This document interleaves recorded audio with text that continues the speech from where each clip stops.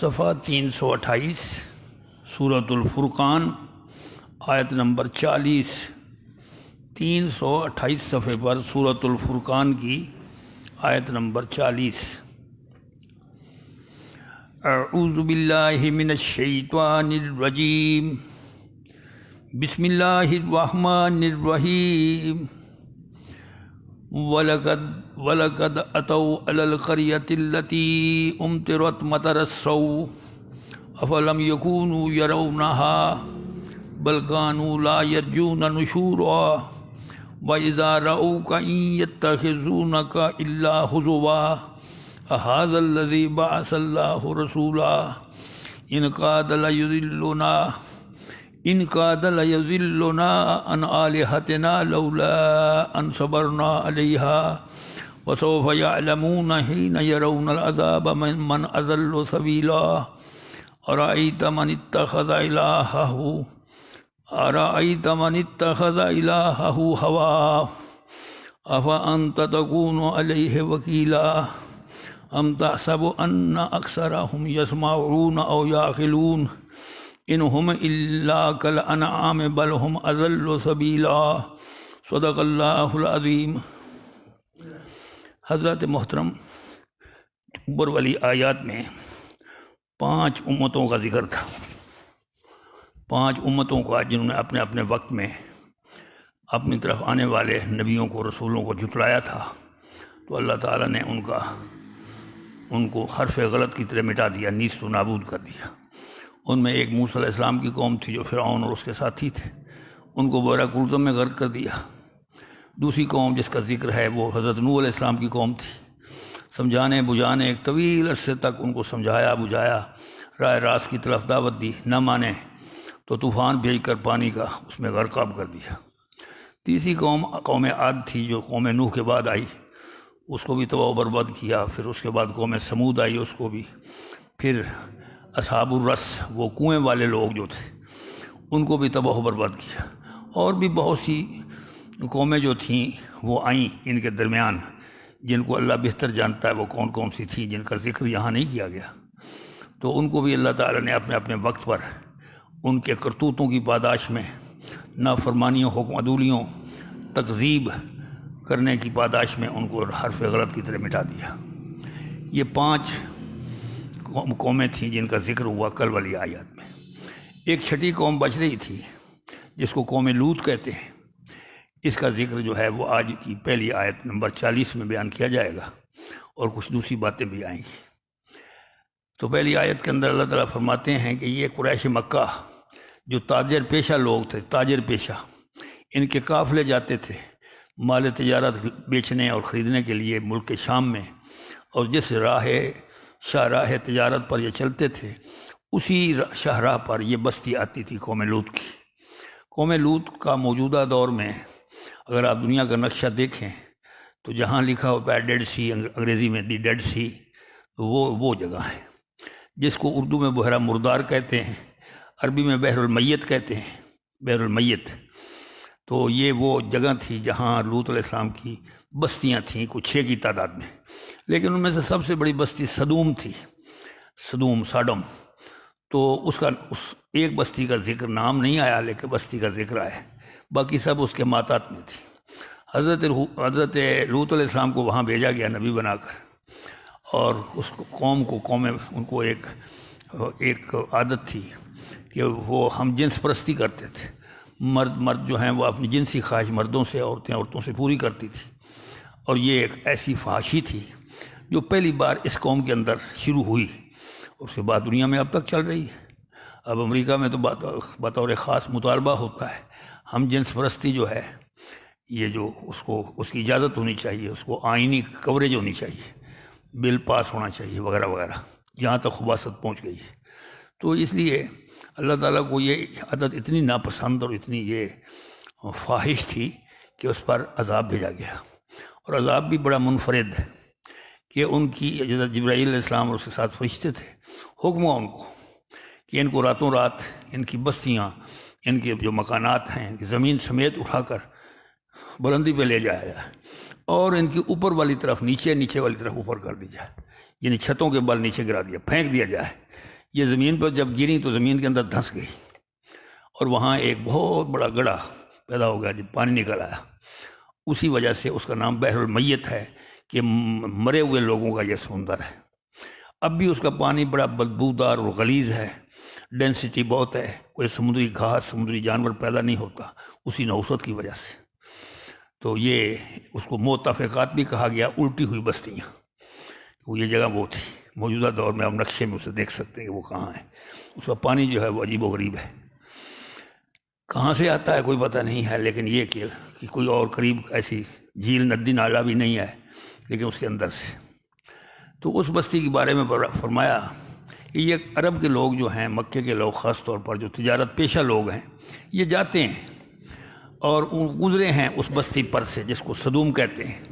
اور یہ بستی وہ تھی جن پر ایک بہت بری قسم کی بارش ہوئی تھی، بری قسم کی، عبرتناک قسم کی بارش ہوئی تھی۔ یعنی جب ان کو دھسا دیا گیا، پھینک دیا گیا الٹا، تو پھر اللہ تعالیٰ نے حکم دیا کہ اس پر پتھروں کی، کھنگر پتھروں کی بارش برسائی جائے، پے در پے، اور وہ کھنگر پتھر جو تھے تے بتے ان پر برسے۔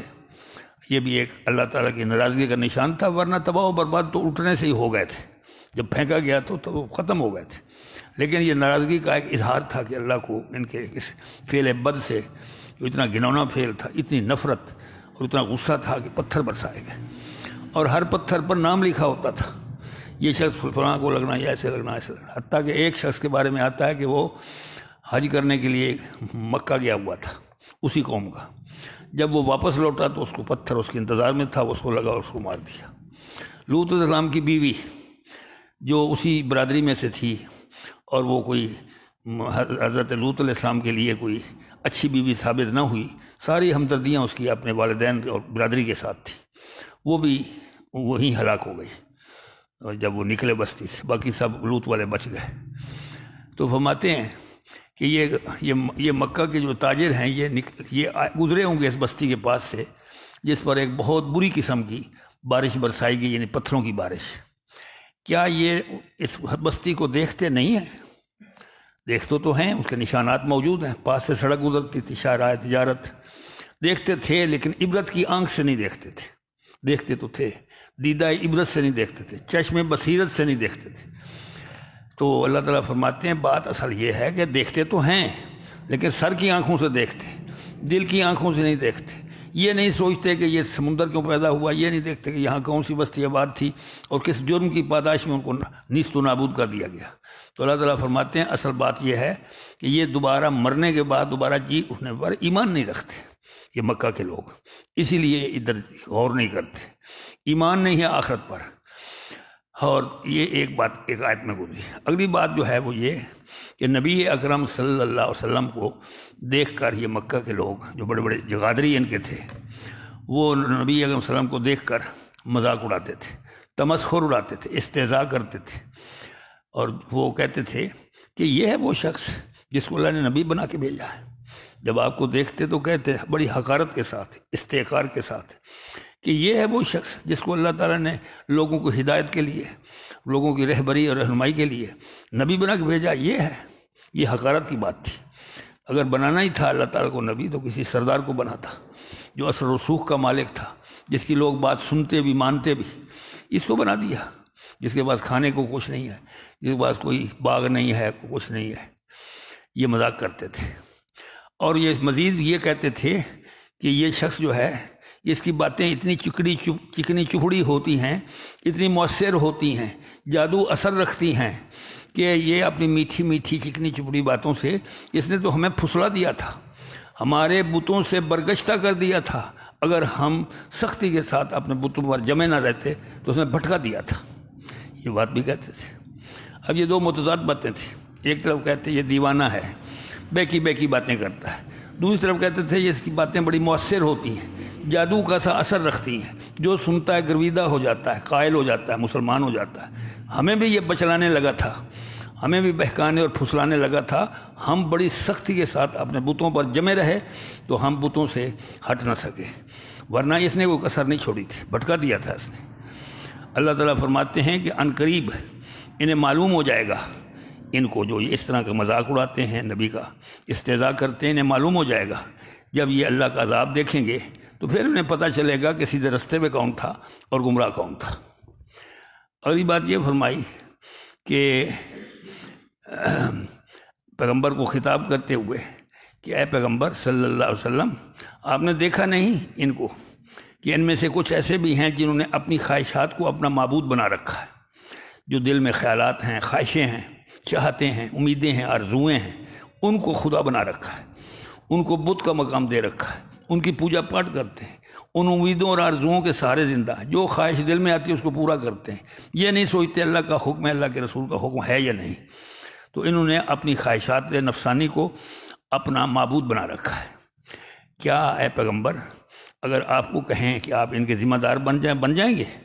مطلب یہ نہیں بنیں گے۔ یہ اتنے بہکے ہوئے، اتنے بھٹکے ہوئے، راہ راست سے اتنے بے راہ اور گمگشتہ راہ ہیں کہ آپ ان کے ذمہ دار بننے کو تیار نہیں ہوں گے، کہ وہ ان کے اندر کوئی اچھی بات نہیں ہے۔ اور پھر اے پیغمبر کیا آپ کا خیال ہے کہ ان میں سے اکثر سنتے ہیں یا سمجھتے ہیں؟ آپ کا کیا خیال ہے؟ یہ آپ کی باتوں کو سنتے ہیں اور سن کر باتوں کو سمجھتے ہیں؟ مطلب یہ ہے کہ سنتے تو ہیں، سر کے کانوں سے سنتے ہیں، گوش حق نیوش سے نہیں سنتے۔ وہ کان جو حق کو حق اور باطل کو باطل کہے، ایسا کان ان کے پاس نہیں ہے، ایسی آنکھ ان کے پاس نہیں ہے جو عبرت حاصل کرے۔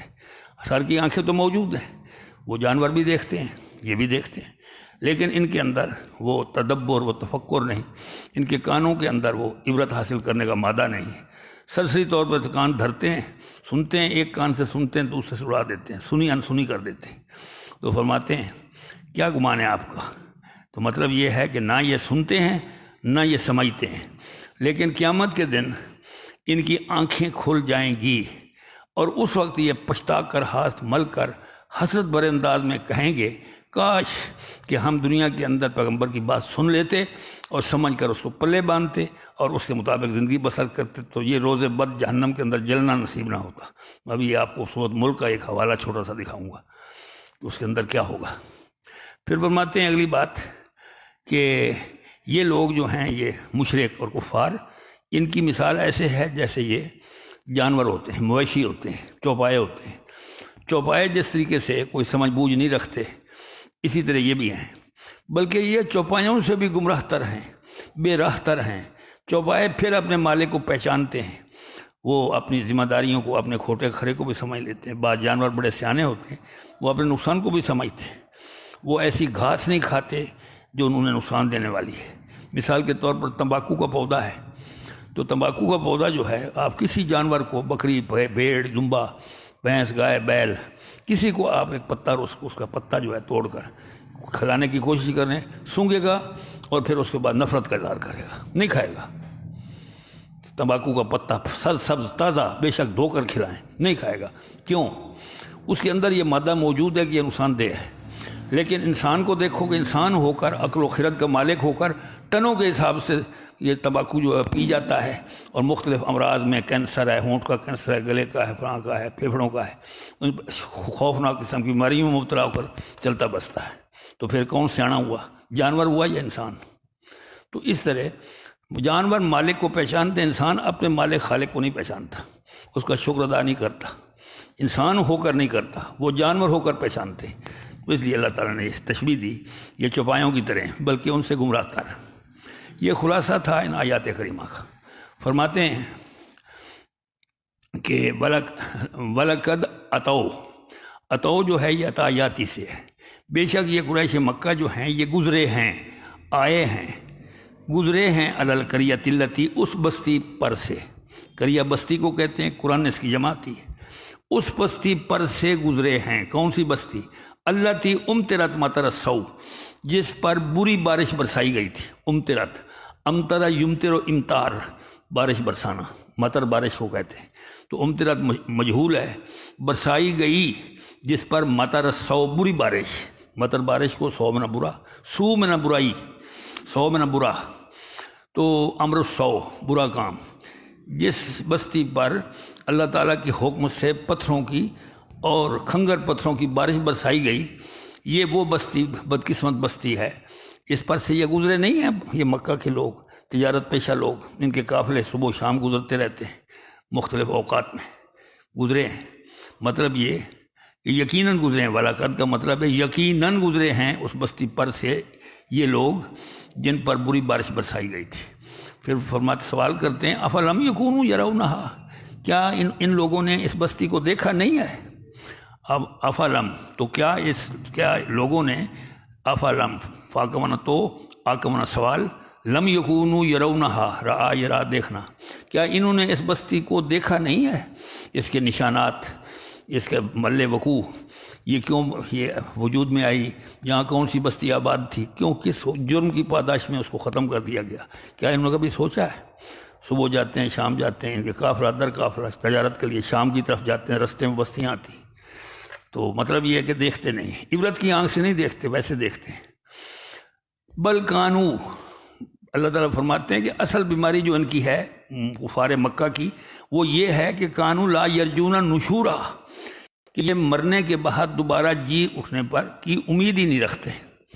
یرجون، رجا یرجو کا معنی ہوتا ہے امید رکھنا، نشور اور نشر، نشر میں نے پھیلانا، یہ خبر نشر ہوئی ہے، نشر کا معنی پھیلانا، اور پھر نشور کا معنی ہوتا ہے مرنے کے بعد دوبارہ اس کے اندر روح پھونک کر زندہ کر دینا، ریزریکشن، انگریزی میں اس کو ریزریکٹ کہتے ہیں، جس کو یوم البعث بھی کہتے ہیں عربی میں، یعنی مرنے کے بعد سب کے سب لوگ جو ہیں وہ اپنی اپنی جگہ پر دفن ہو جاتے ہیں، کوئی جل جاتا ہے، کوئی ڈوب جاتا ہے، کسی کو کھا جاتا ہے، باہر مرنے کے بعد عالم برزخ ہے۔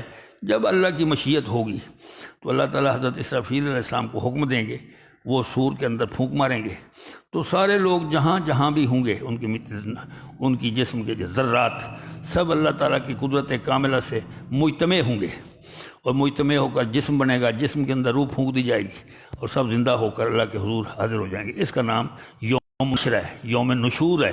وَإِلَيْهِ النُّشُورُ قرآن مجید میں آیا، إِلَيْهِ النُّشُورُ، کہ ہمارا مرنے کے بعد جی کر اٹھنا اور جی کر زندہ ہو کر اللہ کی طرف جمع ہونا، یہ اسی کی طرف ہے، إِلَيْهِ النُّشُورُ، اسی کی طرف جانا ہے۔ وَإِذَا الصُّحُفُ نُشِرَتْ، اور جب جو نامہ اعمال ہے اس کو پھیلا دیا جائے گا، بکھیر دیا جائے گا، نشرت، تو نشرت کا معنی پھیلنا، بکھیرنا، اور قیامت کے دن نامہ اعمال لوگوں کے ہوں گے، ان کو اڑا دیا جائے گا، اور ہر نامہ اعمال اس شخص کے ہاتھ میں آ جائے گا جس شخص کا وہ ہوگا۔ یہ اللہ کی قدرت کی باتیں ہیں، ورنہ اتنے لوگ ہیں تو وہ وہاں تھوڑے کسی میز پر یا کہیں فرش پر پڑے ہوں گے تو اپنا اپنا نام پڑھ کے، ایسے نہیں ہوگا، اڑا دیے جائیں گے۔ اذا الصحف نشرت، یہ سورۃ 30 میں پارے کی آیت ہے، تو پھیلا دیے جائیں گے، اور وہ ہر شخص کے، اگر دائیں ہاتھ والا ہے تو دائیں ہاتھ میں آ جائے گا، بائیں ہاتھ والا تو بائیں ہاتھ میں چلا جائے قدرت کاملہ سے، اور وہ پہچان لے گا یہ میرا ہی کرتوتوں کی، یہ فرد جو میری ہی ہے، پہچان لے گا میری زندگی کا سارا ریکارڈ ہے، انکار کوئی بھی نہیں کرے گا۔ تو اس لیے فرمایا کہ یہ دوبارہ جی اٹھنے کی امید ہی نہیں رکھتے، اور چونکہ آخرت پر ایمان نہیں ہے اس لیے ان بستیوں کو غور سے نہیں دیکھتے، سمجھ بوجھ سے کام نہیں لیتے۔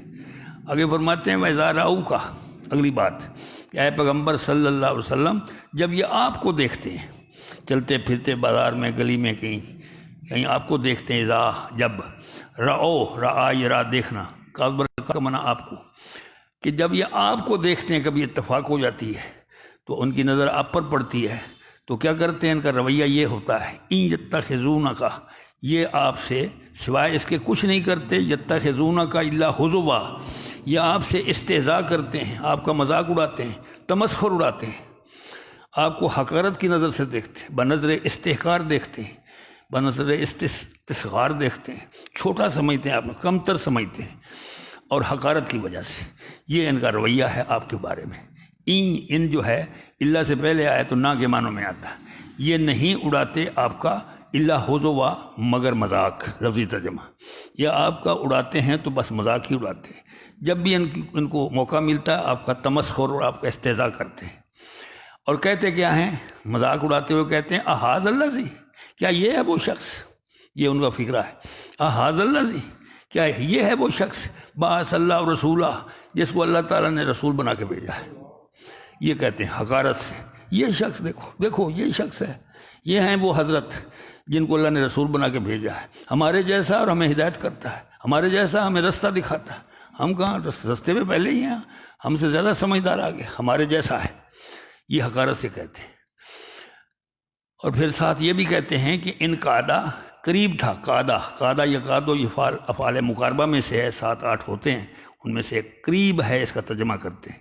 قریب تھا ماضی یقاد، اور یقاد اس کا مضارع ہے۔ ان جو ہے وہ انّا کے معنوں میں ہے، انّا کا معنی ہوتا ہے بے شک، بلا شبہ قریب تھا، بات قریب پہنچ چکی تھی، لا یضلنا کہ یہ ہمیں گمراہ کر دیتا، یہ نبی ہمیں گمراہ کر دیتا، ان آلہتنا ہمارے معبودوں سے، ہمارے جو بت تھے، لات تھا، منات تھا، عزا تھا، حبول تھا، بڑے بڑے بت تھے، ان سے یہ ہمیں برگشتہ کر دیتا، قریب تھا، اپنی چکنی چپڑی میٹھی میٹھی باتوں سے یہ ہمیں گمراہ کر دیتا، یہ بات بڑی قریب ہو گئی تھی، قریب تھا کہ یہ ہمیں گمراہ کر دیتا ہمارے معبودوں سے، بدزن کر دیتا ہمیں ہمارے معبودوں سے، برگشتہ کر دیتا ہمیں ہمارے معبودوں سے، منحرف کر دیتا ہمیں ہمارے ہٹا دیتا، دور کر دیتا، بڑے ترجمے اس کے ہوئے۔ جو ذلوں کا معنی ہوتا ہے اضل یذل، اضلال گمراہ کرنا، وہ مستقل رہتا اور پختہ اور مضبوط رہتا، تب ہم بچ گئے، ورنہ اس نے وہ کسر نہیں چھوڑی تھی۔ یہ توحید اللہ ایک ہے، یہ سب شرک ہے، یہ جھوٹے ہیں، معبودوں نے باطلا ہے، تو ایسی باتیں اور ایسے دلائل دیتا تھا کہ ہم تو منحرف ہو ہی چلے تھے، ہم تو برگشتہ ہو ہی گئے تھے، اللہ نے ہمیں بچا لیا اور ہم رستے سے بھٹکے نہیں ہیں، معبودوں پر جمے رہے۔ یہ اس قسم کی باتیں کرتے۔ اب ذرا دیکھیں، سچ کو جھوٹ، جھوٹ کو سچ، توحید جو ہے اس کو شرک اور اس کو لادینیت، اور جو شرک ہے اس کو یہ ہدایت کہہ رہے ہیں۔ اللہ تعالیٰ اس کا جواب دیتے ہیں وَسَوْفَ يَعْلَمُونَ، سوف ان قریب، یعلمون یہ لوگ جان لیں گے، انہیں علم ہو جائے گا، حین یرون العذاب جب یہ عذاب کو دیکھیں گے، جب اللہ کے عذاب کو دیکھیں گے تو پھر ان کی آنکھیں کھلیں گی کہ من اضل سبیلا، کہ رستے سے بھٹکا ہوا کون تھا، اضلو، پھر اضل یضل اضلال سے ہے کہ گمراہ تر کون تھا رستے میں، سیدھے رستے پہ کون تھا اور بھٹکے ہوئے رستے پہ کون تھا، یہ عذاب دیکھ کر ان کو پتہ چلے گا، آنکھیں اس وقت کھلیں گی، چاہے دنیا کے اندر کھل جائیں چاہے آخرت کو کھل جائیں۔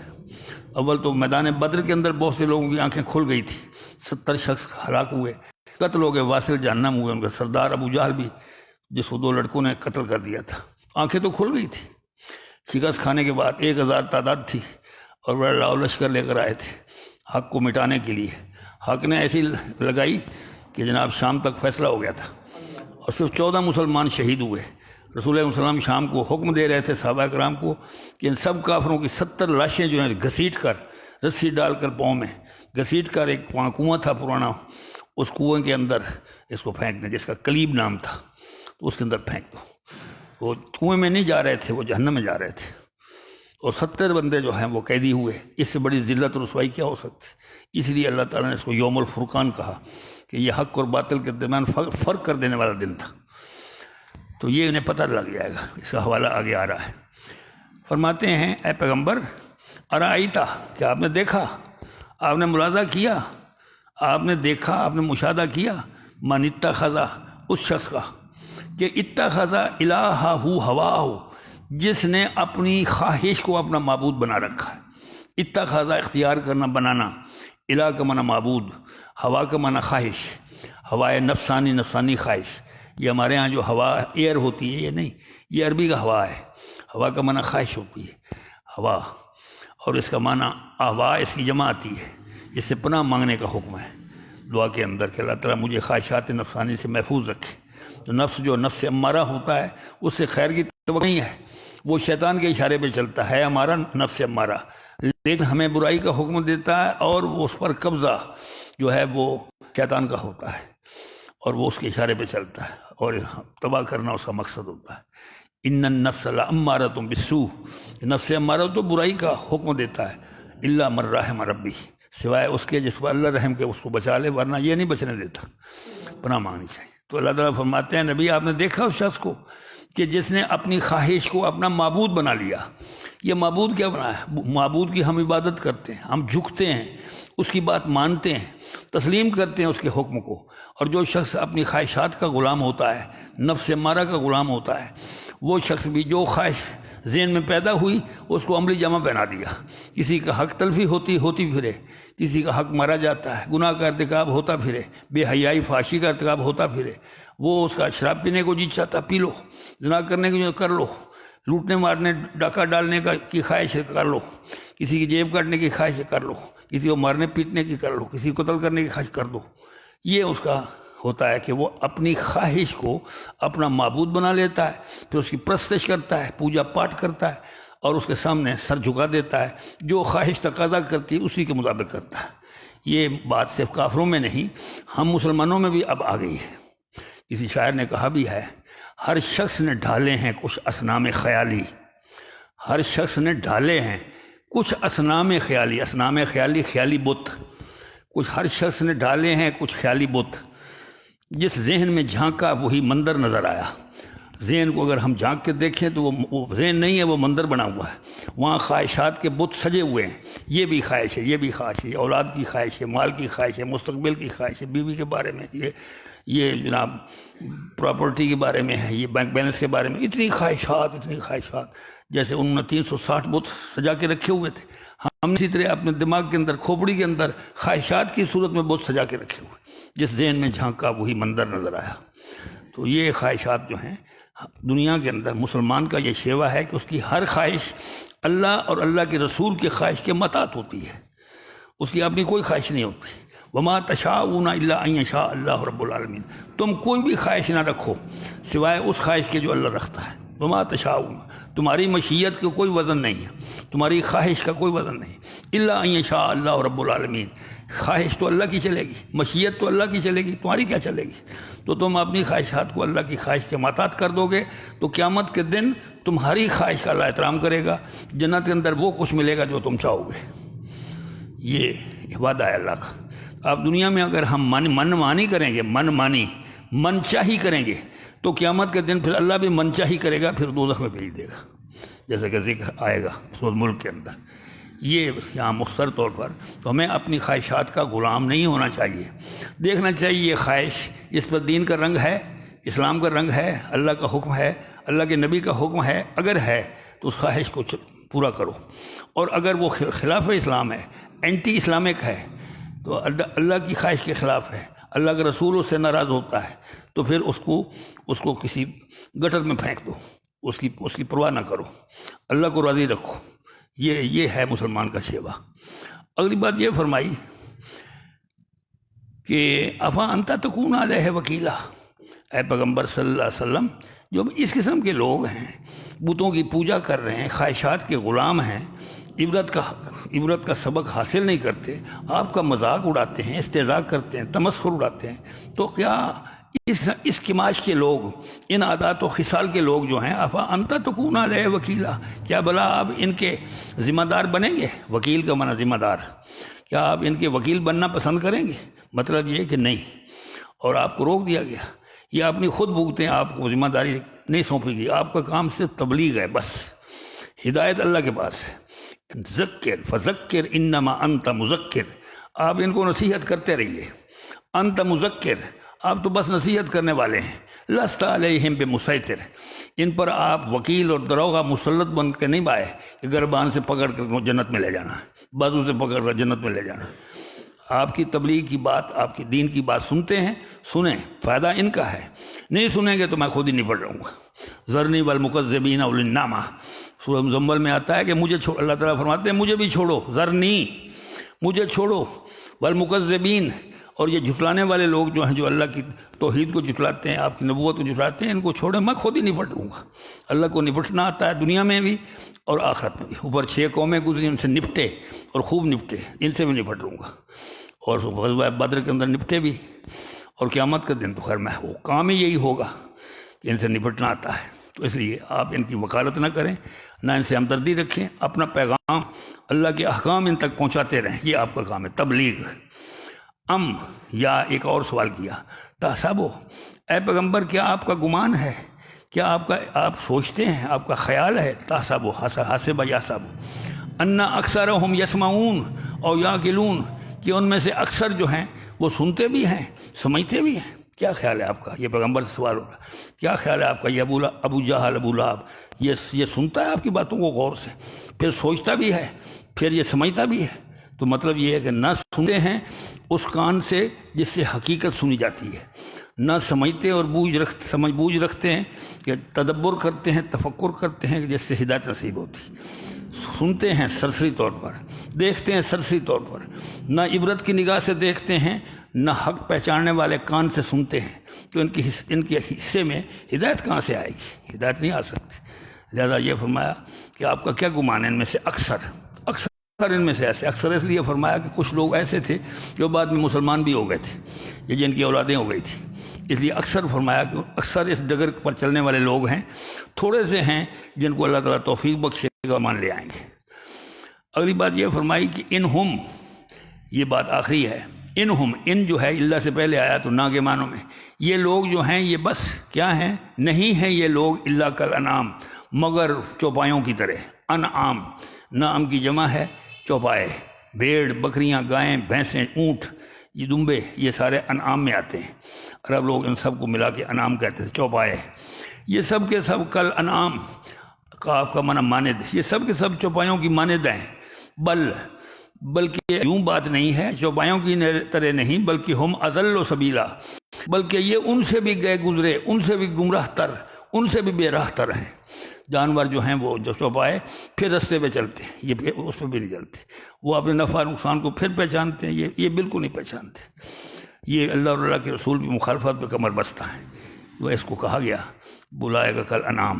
اب آپ اندازہ لگائیں کہ آپ جانوروں کو دیکھیں تو ان کے اندر سمجھ بوجھ ہوتی ہے، مالک کو پہچان، سب سے بڑی بات یہ ہے کہ مالک کی شناخت ان میں ہوتی ہے، مالک کو پہچانتے ہیں، انسان ہو کر نہیں پہچانتا۔ فارسی ادب کے اندر ایک شخص ہوا ہے دیو جانس کلبی اس کو اس لیے کہتے تھے کہ کلب کتے کو کہتے ہیں، اور اس نے ایک کتا پال رکھا تھا، درویش آدمی تھا، جنگل میں اس نے ایک جھونپڑی بسا رکھی تھی، نوشیرواں کا زمانہ تھا، ایران کی بات ہے، بڑا عادل بادشاہ تھا، وہ اپنے وزیروں مشیروں کے ساتھ نکلا شکار کے لیے جنگل میں، کوٹڑی کے پاس جا کے رک گیا، دیکھا تو درویش وہ اپنا سر جو ہے وہ اپنے گھٹنوں پہ رکھے دھوپ کھا رہا ہے، پاس اس کا کتا سو رہا ہے۔ بادشاہ جو نوشیرواں تھا اس نے فقیر کو جگانے کی کوشش کی، بھلے مانس، اس نے سر اٹھایا اور کہا مانگتے ہو، کیا مانگتے ہو، مانگو میں دینے کو تیار ہوں۔ اس نے پھر سر اپنے گھٹنوں پہ رکھ دیا، فقیر تھا، اصل فقیر۔ تو دوسرے لوگوں نے کہا، وزیروں نے، او بھائی تم بڑے خوش قسمت ہو، نوشیرواں بادشاہ ہے جس کو یہ کہتا ہے جو مانگو دوں تو آپ منہ سے نکالیں یہ فوراً دے دیں گے، یہ اتنا اچھا بادشاہ ہے۔ نوشیرواں کی بڑی تعریف ہے ایران کے بادشاہوں میں سے، عادل نوشیرواں۔ تو اس نے سر اٹھایا، کہنے لگا میں یہ چاہتا ہوں کہ آپ ایک طرف ہو جائیں، مجھے دھوپ لگنے دیں، بس سیدھی سی بات، دھوپ لگنے دیں، میں یہ چاہتا ہوں۔ فقیر تھے، درویش، صحیح معنوں میں درویش۔ پھر نوشیرواں نے ایک اور سوال کیا کہ بھلے مانس، بھلے آدمی، تو بہتر ہے یا تیرا یہ کتا بہتر ہے؟ یہ سوال تھا، تو بہتر یا تیرا کتا تو اس سے بہتر یا تو کتے سے بہتر؟ کہنے لگا ہم دونوں میں سے وہ بہتر ہے جو اپنے مالک کا حکم مانتا ہے۔ پتہ کی بات کہی، میں اگر اللہ کا حکم مانتا ہوں تو میں اس سے بہتر، اگر یہ میرا حکم مانتا ہے، میں مالک ہوں اس کتے کا، میرا حکم مانتا اور میں اللہ کی نافرمانی کرتا ہوں تو کتا مجھ سے بہتر ہے، یہ بتا دیا۔ تو آپ ذرا اندازہ لگائیں کہ اللہ والے ایسے ہوتے ہیں۔ کتے کے اندر باوجود اس کے کہ نجس جانور ہے، لیکن وہ اس کے اندر اتنی خوبیاں ہیں کہ وہ اگر کسی انسان کے اندر آ جائیں تو ولی ہو جائے۔ اس کے اندر یہ پہچان بہت ہے، کتے کے اندر مالک ہے، یہ غیر مالک ہے، یہ اجنبی ہے، یہ اپنا ہے، یہ پرایا ہے، حتیٰ کہ بولا کتا بولا ہو جاتا ہے پھر بھی اپنے مالک کو بہت کم کاٹتا ہے، دوسرے سب کو کاٹتا ہے، لیکن آخری نمبر پر کہیں جب بالکل ہی معاملہ حد سے گزر جائے بولا پن تو پھر کاٹتا ہے، ورنہ نہیں کاٹتا، اس کے بچوں کو نہیں کاٹتا، اشاروں کو سمجھتا ہے، کوئی مہمان آ جائے اجنبی تو بھونکے گا، کاٹنے مالک اشارہ کرے گا نہیں ہوئے، رک جائے گا، فوراً مالک کی بات مانے گا۔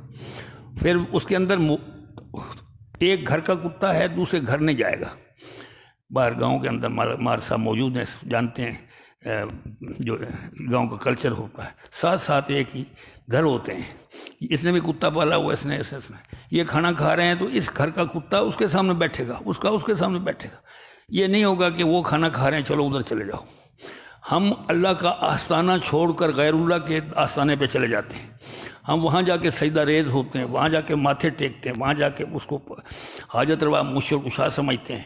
کتا دوسرے گھر نہیں جائے گا، ٹکڑا نہیں کھائے گا۔ تو اس لحاظ سے وہ موحد بھی ہے، توحید پرست ہے، ایک گھر کا ہو کر۔ تو اس لیے بہت سی باتیں ہیں، 10 باتیں علماء نے لکھی ہیں کتے کے اندر، 10 خوبیاں ہیں، ان میں سے ایک یہ ہے۔ رات کو جاگنے کی، پہرا دینے کی اجازت ہے، شب بیداری اس کے اندر ہے، ہمارے اندر نہیں ہوتی۔ راتی جاگیں کریں عبادت، راتی جاگیں کریں عبادت، راتی جاگن کتے تیتھو اتے، گھر مالک دا مول نہ چھڈن، گھر مالک دا مول نہ چھڈن، بھاویں وجن جتے تیتھو اتے، جتیاں نہ ماریں اس کو کتے کو، پھر بھی وہ مالک کا گھر چھوڑ کر نہیں جاتے۔ ہمیں تھوڑی سی تکلیف ہوتی ہے تو ہم قبروں پہ پہنچ جاتے ہیں، ہم اللہ کو مشکل حاجت روا نہیں سمجھتے۔ تو یہ ساری باتیں سوچنے والی باتیں ہیں، خود سوچیں، گریبان میں جانے۔ میں تو اشارے کرتا ہوں، قرآن مجید جو کہتا ہے اس کو تھوڑی سی تصحیح کر دی، میرا کوئی کمال نہیں، اللہ کی توفیق ہے۔ تو فرمایا کہ جانوروں سے بھی گئے گزرے۔ اب ایک بات حوالے کے طور پر ذرا 509 صفحہ کھولیں، چھوٹی سی آیت ہے کہ قیامت کے دن ان کے ساتھ ہوگا کیا، اس وقت یہ پچھتائیں گے، ہاتھ ملیں گے۔ یہ 509 صفحہ 29واں پارہ، پہلا صفحہ 509 اور آیت نمبر 8،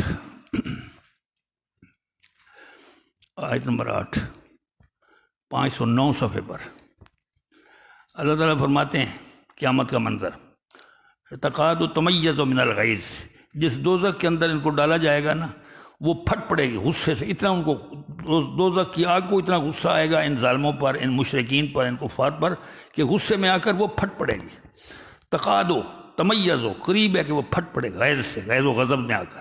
کلما القی فیہا فوج، جب کبھی ایک ٹولہ مشرکین کا، ٹولہ کفار کا، بددینوں کا ڈالا جائے گا نا دوزخ کے اندر، القی فیہا، دوزخ کے اندر، تو سألہم خزنتہا، تو دوزخ پر جو فرشتے مقرر ہیں وہ ان سے پوچھیں گے، اس ٹولے سے، ان کفار سے، مشرکین سے پوچھیں گے، الم یاتکم نذیر، تمہارے پاس کوئی ڈرانے والا نہیں آیا تھا؟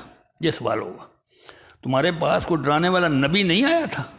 ان سے پوچھیں گے تم کتنے بدقسمت، دوزخ میں جا رہے ہو ہمیشہ کے لیے، آیا نہیں تھا کوئی نبی ڈرانے والا؟ قالو، اس وقت وہ کہیں گے بلا، کیوں نہیں آیا تھا، کرانا نذیر، ہمارے پاس ڈرانے والا آیا تھا، فکذبنا، ہم نے اس کی تکذیب کر دی تھی، ہم نے ان کو جھٹلا دیا تھا، وقلنا، اور ہم نے کہا تھا ان نبیوں سے، ما نزل اللہ من شیء، اللہ نے کوئی چیز نہیں اتاری، کوئی حکم نازل نہیں کیا، یہ تم من گھڑت باتیں میں سناتے ہو، اللہ کے تم سچے نبی نہیں ہو، ہم نے جھٹلا دیا تھا ان کو۔ ان انتم الا فی ضلال کبیر، تم بہت بڑی گمراہی میں گرفتار ہو، جیسے مذاق اڑاتے تھے نبی اکرم صلی اللہ علیہ وسلم کا بھی آپ نے پڑھا، کہ جھوٹا ہے، یہ ہے، ہم تو بتوں پر جمے ہوئے تھے، بچ گئے، ورنہ اس نے تو ہمیں بچلا دیا تھا۔ تو یہ بڑی گمراہی کے اندر پھنسے ہوئے تھے۔ اس وقت تو دیکھیں گے کہ رنگی اور ہے، اور وقالو، سب کہیں گے، وہ کفار بھی، مشرکین بھی، دوزخ میں ڈالے جانے والے سب کہیں، لو کننا نسمع، اے کاش کہ ہم سن لیتے۔ یہ ہے بہت بڑا کلمہ، وہاں ہے کہ یہ سنتے ہیں اور سمجھتے ہیں، نہیں نہ سنتے ہیں نہ سمجھتے ہیں۔ اس وقت کہیں گے لو کننا، اے کاش کہ ہم سن لیتے نبی کی بات کو، اور نہ کہ لو یا سمجھ ہی لیتے، ما کننا فی اصحاب السعیر، تو ہم دوزخ میں جانے والے نہ ہوتے، آج بچ جاتے۔ یہ اس وقت حسرت بھرے انداز میں کہیں گے، لیکن فائدہ کیا، اس دنیا میں سنبھلنے کی ضرورت ہے اب بھی، یہ دنیا دارالعمل ہے، اس میں نہیں سنبھل سکے تو آخرت کی حسرت، پشیمانی، ندامت، پچھتاوا کچھ نہیں کام کرے گا۔ یہ اچھی طرح سمجھ لیں، جیسے یہ ان کافروں کے ساتھ۔ یہ ان آیات کا ترجمہ ایک بار پھر سماعت فرما لیں۔ فرماتے ہیں وَلَقَدْ أَتَوْا عَلَى الْقَرْيَةِ، یہ جو مکے کے تاجر پیشہ لوگ ہیں، کفار اور مشرکین، کیا اس بلا شبہ یہ اس بستی پر سے گزرے ہیں، لوط علیہ السلام کی بستیوں پر سے گزرے ہیں، صدوم پر سے گزرے ہیں، التی امطرت مطر السوء، جن پر ایک بری طرح کی بارش برسا دی گئی تھی، پتھروں کی بارش برسائی گئی تھی۔ افلم یکونوا یرونہا، کیا اس بستی کو انہوں نے دیکھا نہیں ہے کہ یہ بستی کیسی ہے، کیا ان کے اندر انہوں نے عبرت حاصل نہیں کی دیکھ کر؟ بل کانوا لا یرجون نشورا، بلکہ اصل بات یہ ہے کہ یہ مرنے کے بعد دوبارہ جی اٹھنے کی توقع ہی نہیں رکھتے، امید ہی نہیں رکھتے، خیال ہی نہیں ان کا، آخرت ایمان نہیں رکھتے، اس لیے انہوں نے کبھی سوچا نہیں۔ وَإِذَا رَأَوْكَ، اور پیغمبر، اے پیغمبر، جب یہ آپ کو دیکھتے ہیں تو إِن يَتَّخِذُونَكَ إِلَّا هُزُوًا، تو آپ کا بس مذاق ہی اڑاتے ہیں۔ مذاق ٹھٹھا تمسخر اڑاتے ہیں اور کہتے ہیں حاض الذی، کیا یہ ہے وہ شخص بعث اللہ رسولہ، جس کو اللہ تعالیٰ نے رسول بنا کے بھیجا، یہ ہے وہ شخص؟ ان قعدہ، بلا شبہ یقیناً، قعدہ لا یضلنا عن آلہتنا، ہمارے معبودوں سے تو اس شخص نے، اس نبی نے ہمیں برگشتہ کر ہی دیا تھا۔ لولا ان صبرنا علیہا، اگر ہم اپنے ان بتوں پر جمے اور ڈٹے نہ رہتے، ان کا دامن نہ چھوڑتے، تو اس نے تو ہمیں منتشر کر دیا تھا، منحرف کر دیا تھا۔ وسوف یعلمون، اور ان قریب یہ جان لیں گے، حین یرون العذاب، جب یہ عذاب کو دیکھیں گے تو من اضل سبیلا، ان کو سمجھ آ جائے گی کہ رستے سے بھٹکا ہوا کون ہے۔ رائتا، اے پیغمبر، کیا آپ نے دیکھا، من اتخذ الہہ ہواہ، اس شخص کو جس نے اپنی خواہش کو اپنا معبود بنا رکھا ہے، خواہش کی پوجا کرتا ہے، خواہش کو عملی جامہ پہناتا ہے، نہ اللہ کی بات نہ اللہ کے رسول کی بات، اس کو معبود کا درجہ دے رکھا ہے۔ فَأَنْتَ تَكُونُ عَلَيْهِ وَكِيلًا، کیا آپ ان کے خلاف کوئی وکیل بننے کے لیے تیار ہیں؟ بنیں گے آپ ان کی ذمہ دار، ان کے وکیل بننے کو تیار ہیں؟ یعنی نہیں۔ ام تحسبوا، یا کیا آپ کا خیال ہے کہ انا اکثرہم یسمعوا، کہ ان میں سے اکثر سنتے بھی ہیں، اور یاقلون، یا سمجھتے بھی ہیں؟ نہ یہ سنتے ہیں نہ یہ سمجھتے ہیں۔ یہ قیامت کے دن کی آنکھیں کھلیں گی اور کہیں گے کہ لو کنا نسمع و ناقل، کہ کاش کہ ہم سن لیتے، کاش کہ ہم سمجھ لیتے، تو ما کنا من اصحاب السعیر، تو ہم دوزخ والوں میں سے نہ ہوتے۔ ان ہم الا کالانعام، یہ لوگ جو ہیں یہ بس چوپایوں کی طرح ہیں، بل ہم اضل سبیلا، بلکہ یہ ان سے بھی گمراہ تر، ان سے گمگشتہ تر ہیں، ان سے گمراہ تر ہیں، بے راہ تر ہیں، رستے سے بھٹکے ہوئے ہیں۔ اللہ تعالی ہمیں قرآن مجید پڑھنے، سمجھنے، عمل کرنے کی توفیق عطا فرمائے۔